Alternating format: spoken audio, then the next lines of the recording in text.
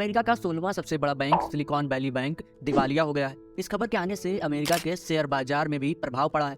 आपको बता दें कि ये बैंक टेक कंपनी और स्टार्टअप्स को लोन देता था।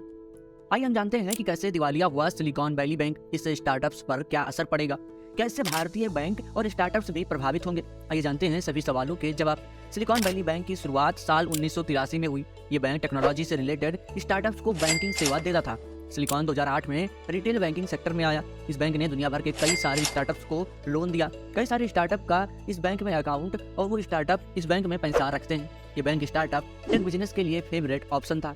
पिछले दिनों अमेरिकी रेगुलेटर्स ने इस बैंक को घोषणा की। रेगुलेटर्स ने बैंक के सभी एसेट्स को जब्त कर लिया है। दरअसल बैंक के पास 2021 तक 189 अरब डॉलर डिपॉजिट्स थे। बैंक पिछले 2 सालों में अरबों डॉलर के बॉन्ड खरीदे थे, लेकिन ब्याज दर कम होने से इन्वेस्टर को उचित रिटर्न नहीं मिला। वहीं दूसरी तरफ फेडरल रिजर्व बैंक ने टेक कंपनियों के लिए इंटरेस्ट रेट बढ़ा दिए। कस्टमर बैंक से पैसे निकालने लगे। 8 मार्च को बैंक ने बताया कि 21 अरब डॉलर का बॉन्ड बेच दिया।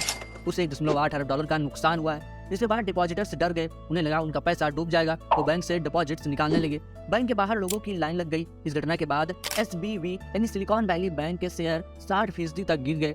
फिर 9 मार्च को बैंक ने रेगुलेटरी फाइलिंग में बताया कि उनका कैश बैलेंस निगेटिव हो गया, यानी बैंक में जितने पैसे हैं उससे अधिक कर्ज हैं। 10 मार्च को फेडरल डिपॉजिट इंश्योरेंस कॉर्पोरेशन यानी FDIC ने 10 मार्च को सिलिकॉन वैली बैंक को बंद करने की घोषणा कर दी। SVB बैंक का बंद होना 2008 के फाइनेंशियल क्राइसिस के बाद अमेरिका के किसी बैंक के डूबने की सबसे बड़ी घटना है। FDIC को इस बैंक का एसेट रिसीवर नियुक्त किया गया है। एक्सपर्ट्स के अनुसार स्टार्टअप इकोसिस्टम के सबसे बड़े वेंडर सिलिकॉन वैली बैंक के बंद होने से भारत के बैंकों को न के बराबर नुकसान होगा। वहीं कुछ भारतीय स्टार्टअप्स को भी परेशानी उठाना पड़ सकता है।